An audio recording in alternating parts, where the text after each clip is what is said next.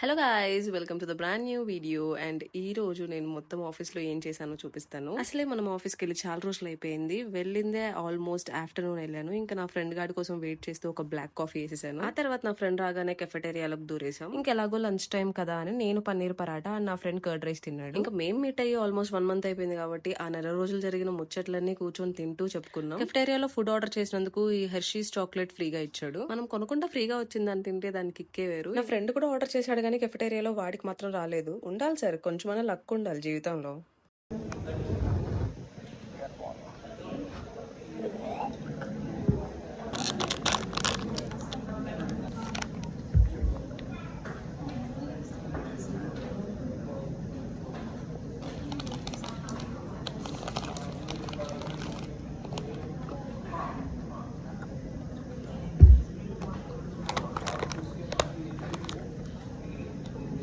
రకరకాలు ఉన్నాయి.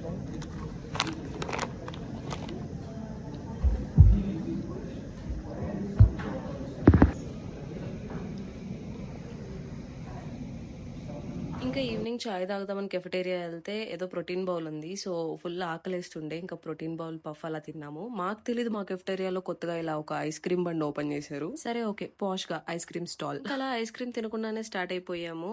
మళ్ళీ వర్క్ బే లోకి వెళ్ళిపోయాము. నా ఫ్రెండ్ గాడికి ఏదో మీటింగ్ ఉంటే నేను అలా కాసేపు వెయిట్ చేశాను. అయిపోయిన తర్వాత ఇంకా బయలుదేరాం అనమాట ఇంటికి.